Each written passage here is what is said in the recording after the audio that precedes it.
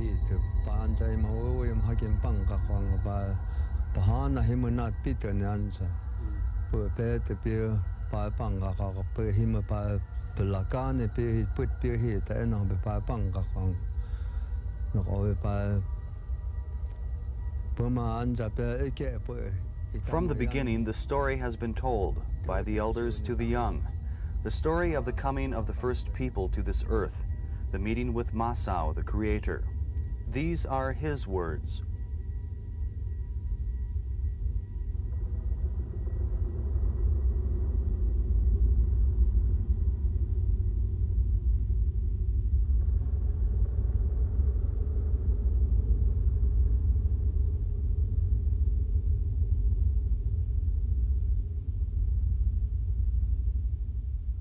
Martin Gashwa Sioma was born in Haute-Villa, nephew of Yukiuma, a religious leader who led a small band of Hopis who were evicted from Oraibi because they wished to follow the traditional way of life.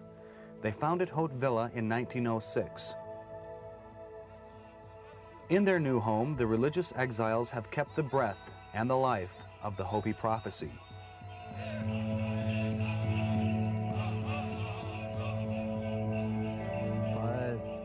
Put him to put the outer to time a moment. Near always pump him with a hakma masa pass with Pamas Picard Kamoki. They can put him Masa owns this land over here. We met him in Old Oraibi, and then he gave us permission to live here with him and give us this knowledge to take care of this world for him. So this really belongs to the Great Spirit, Masa. This is the Great Spirit holding the world right here. This is the line that he gave them the path through here.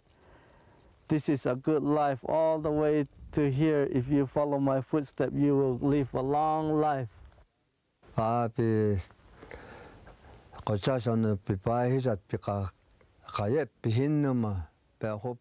Before the white man came, they already knew that someday somebody will come around, a white man that take over their land and claim it.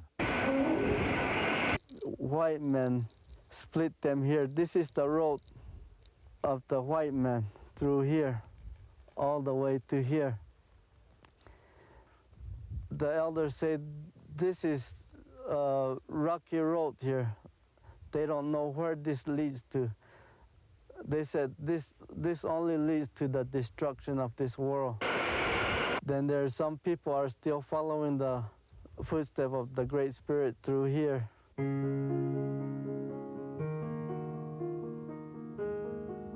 Tom Tarbett of Santa Fe, New Mexico, is a longtime student of the Hopi. He is director of the Planting Stick Project and acts as liaison between two very different cultures. At first they were united all across the entire array of villages in one web, just because they'd all been following the same cosmic song that put them in their places. So the United States couldn't break that unity at first, but eventually they started breaking down until Oraibi itself split.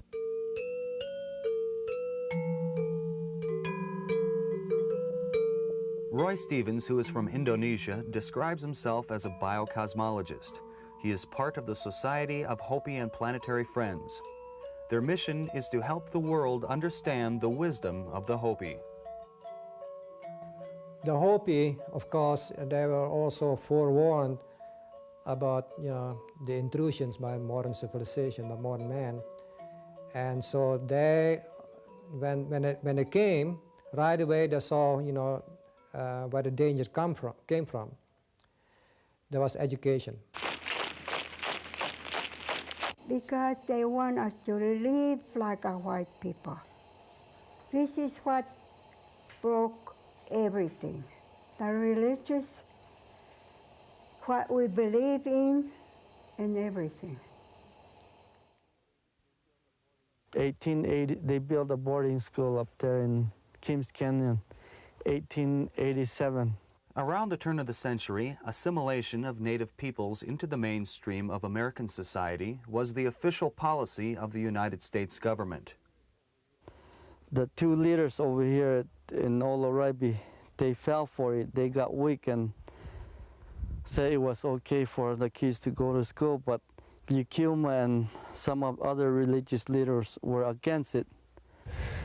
And the prophets, who realized that the new system they were being offered was not in accord with what Masao had taught them about survival, was in fact leading to doom, were brutally evicted by the faction that naively took the modern world to be a safe bet. One morning they just now sat down to eat, and they arrived, those people from Keams and some from the Palaka and from the Oraibi. Generally speaking, it's the law that every American child goes to school. And in certain respects, in certain parts of our history, this was a valuable thing to prevent child abuse. And they took all the people out from their houses. They dragged them. Took all the men, they tear their shirt off, pull their shirt off, tear them up. So they knew all the way in the beginning that education was not such a good thing, because the Hopi, their education was definitely superior. But the fact that they didn't have hospitals at the time, because people were really healthy, they were strong. Men used to run 40 miles in one day straight to the fields and back. They were champions.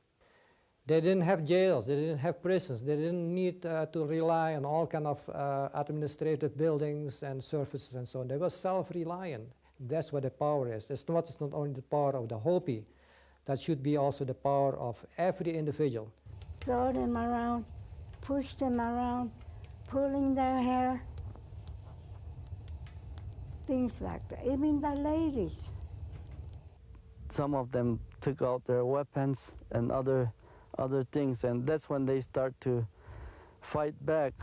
And one of the from Tupa, I don't know his English name, but his name is Payestiwa. He came around with his white horse, and he got mad. He said, "What are you people doing? Why are you fighting for? What are you fighting for?" They didn't do anything, just because they don't want to live like a white people. I want this stop. So he went around and whipped all those people with his, how you call that thing? Whip. So that's how he cleared this off. Okay. All right, come on, you go. You better go. Come on, take a step. That's what they were saying to my grandpa.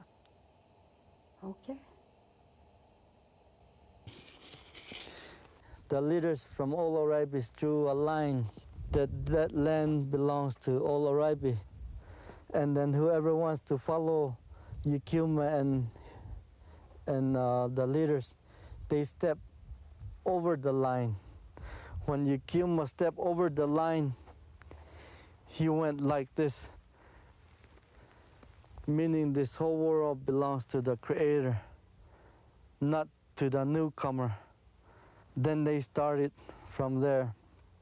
And moved over to Hotvilla, about 4 miles, more or less northeast, and in effect took the Oraibi spiritual union into exile.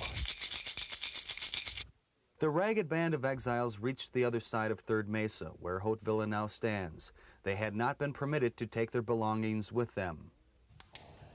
So he stood there and took some of this cornmeal, and he went around like this, make a circle around them. And he went inside of that. And he said, "This is where I'm going to stay. This is where I'm going to stay with my daughter, my only daughter." So that's where they settled. They clear off the little places around them where they could stay for a while. And they built a fire.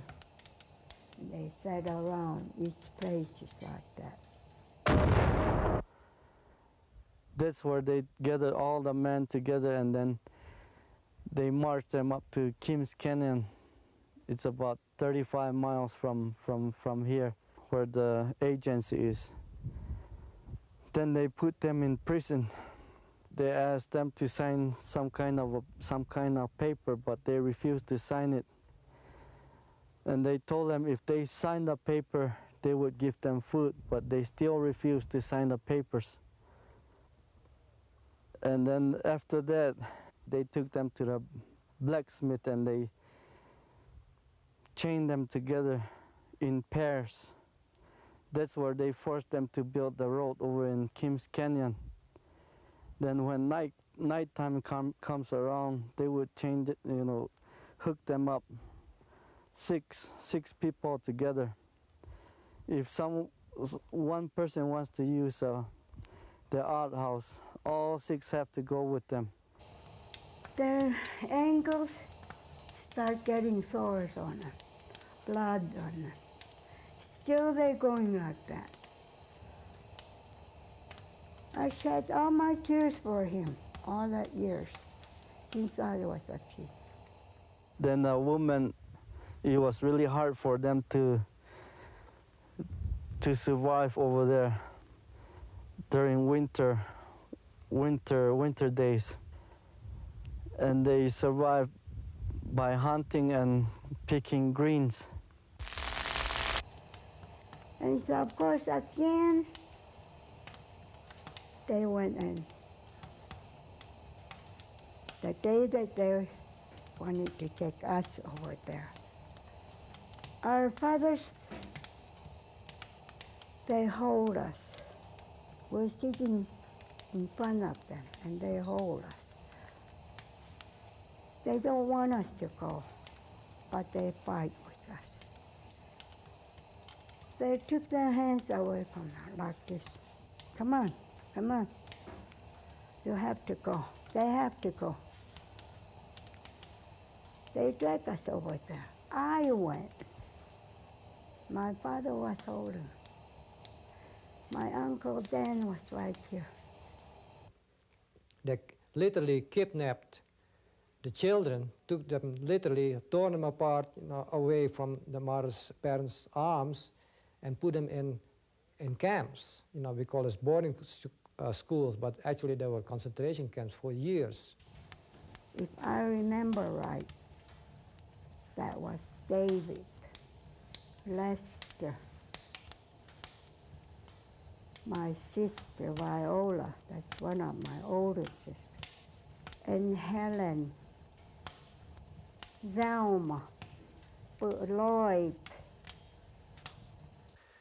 And that forced them to adopt, to get tuned into a different mode, of life through education. They were forced, to eat the white man's way, to dress the white man's way, to think the white man's way. They were severely beaten and punished, when they just mentioned one Hopi word. They used to have long dresses, long sleeves, like this kind of sweater they used to have, and their club. And they have a little red cap on, like a little Red Riding Hood, you might just as well say. And they took already my grandpa down there before they did that to us. To prison. Yeah. California, Yeah, some of them came back, and then on top of it, they took them back again and took them to Alcatraz. Now, if you wanted to see the Hopi culture, now you'd have to imagine a pot that was set on the highway and run over by a truck. These 2 lines right here, these are 2-hearted people that are destroying the land. They're gonna, they're gonna destroy this world. So this one line here, there's a man right here that someday this man will wake up. This is the one line, means that he's a one-hearted. Now, the Hopi are one of the last living examples who have a culture that installs wisdom in power, that gives the leadership capability or commission from the people to the person with the greatest wisdom to carry it out. But if this guy wakes up in time, then he would try to bring them back to this Creator's way so that the world will be safe. But if we don't do anything, then the world will be destroyed. The Hopi nation has never been conquered by an army. They have never signed a treaty with any government. Therefore, they consider themselves sovereign. The people who were educated, children, see, they create a great gap, and they got accustomed to the comforts and so-called progression. From there, they created today the so-called Hopi Tribal Council, see, which was not only illegally installed, but they also provided the material, you know, the people, for the creation of an agency that served the interest of government and big business. So that is the great dilemma right now in Hopi land. In 1936, an election was held. Traditional Hopis refused to participate in the white people's electoral process. As a result, the tribal council was established by the votes of a minority of voting Hopis. Today, only 5 of the 12 Hopi villages have chosen to be represented on the tribal council. His puppet government is replacement for whatever traditional government would have existed. And it's the rubber stamp, it's the signature on the contracts by which the minerals are taken away. Because the council or any Indian bureau, it didn't ask any permission from the Hopis that are leaders. It is ruled by the Secretary of Interior. That's in their constitution. It's in the Tribal Council Constitution that he has the final yay or nay over anything that the Tribal Council government does.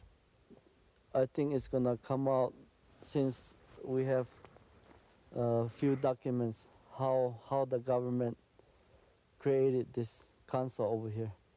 We wanted to abolish the council. Then if we clean this mess over here, get rid of the council, all the other native people will be free too.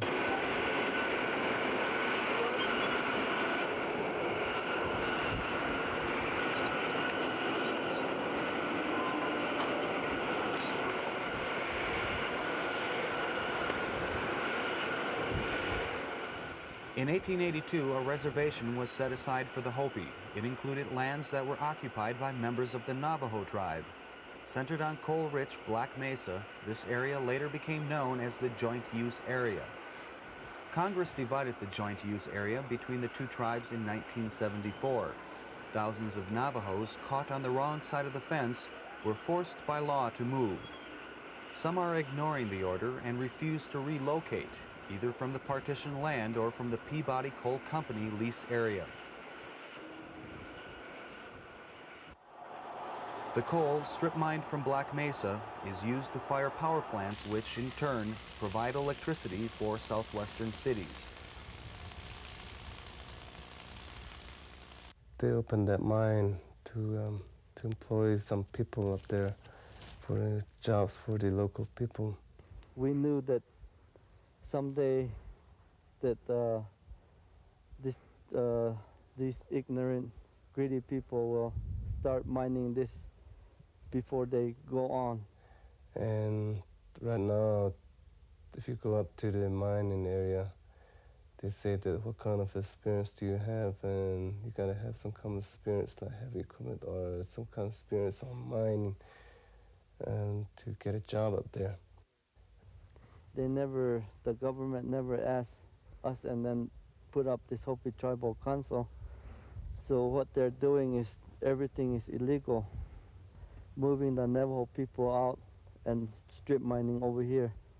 People disagree with the mining ever since then because of there's a lot of wrongdoing that the company has been doing to their culture and their religion belief, and also through the contaminating the land, water, the air.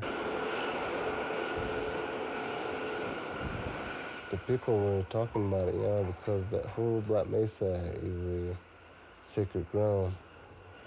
There's a lot of areas up on Black Mesas have the herbal medicine that they use to cure sickness and use for the ceremonies, and also like tobaccos for the ceremony.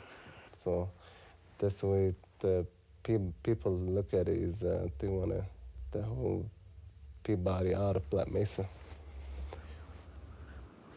So so-called prophecy is actually not something mysterious. It's just like common sense. We know what can happen.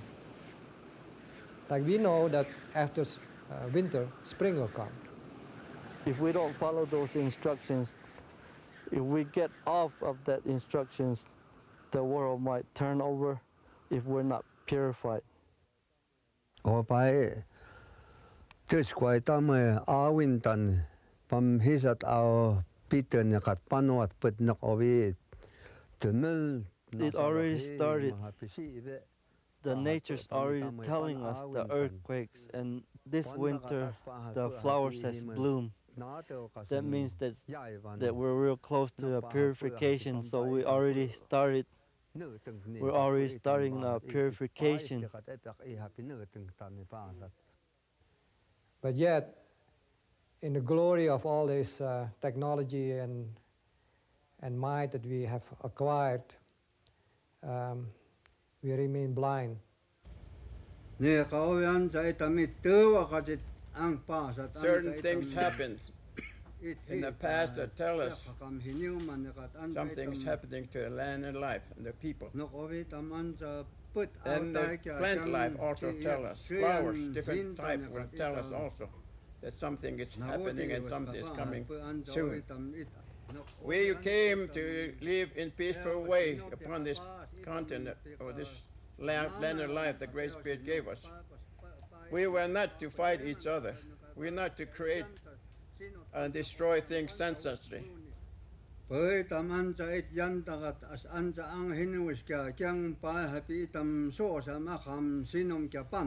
all have certain religious instructions, but it seems some different religious groups, societies, seem to have forgotten those basic instructions, teachings, and warnings, and are doing something just the opposite, running after more things that are not in line with the law of Great Spirit of law of nature and creating this problem.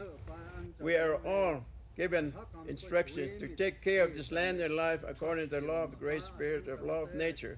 And that is what I'm doing. And I hope that you leaders, or you who are belonging to some of the society that may be able to help correct these things, better hurry up and look into this and correct them as soon as possible. We are real in deep trouble right now. And it's time that modern society, governments, people, everyone, right, make a serious beginning in respecting not only nature, but the people who have protected nature, like indigenous people, and redeem, atone. And we cannot say, well, it's not of my concern because somebody did the stealing and the murdering for me so many generations ago. The fact that we are enjoying wealth, this technology and the resources, that doesn't take away that we don't have any more responsibility.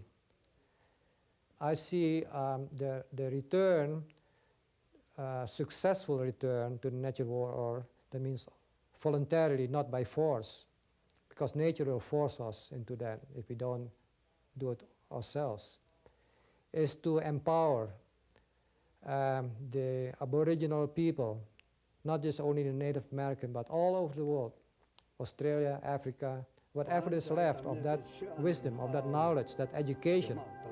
So if we fix this right, then maybe a few people will be saved around this world, not just here in Hopi, but all around the world, that will survive this purification, and we would all meet here in this continent, which we call heaven. Then all the people will come up to Hopi Nation to start a new life and live a long, happy, lasting life. After that, there will be no wars, anything like that. We will live in peace and start a new life again. This is what Martin has told me. So we need to start working for the Creator to survive this world.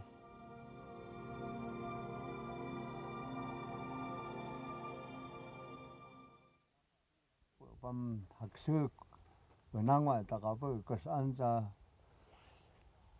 posi at nakwa at heci tinak pahat pu pam yek it yan kat katsit nakat yek habi pam pahat pu yek wiwakan it awe nak pu pahat puati on ka pahat pu habi yep itamo pas pan yek ne yep habi itam puati on ita ande ta ya ka pasat pu habi pam yep itamo Puatan, people itam pep, ayo nung ake pahat po itam yuk search katsit nakat pahat po itam po angayan pahat. Nan pahat po kahakam haki amam ne pero itam po pahat po itam son pan yan pahat po itam navas katsit itam yes pahat. Po ihip hitot te awit te. Pang ayan it search katsit nakat pam engam Roma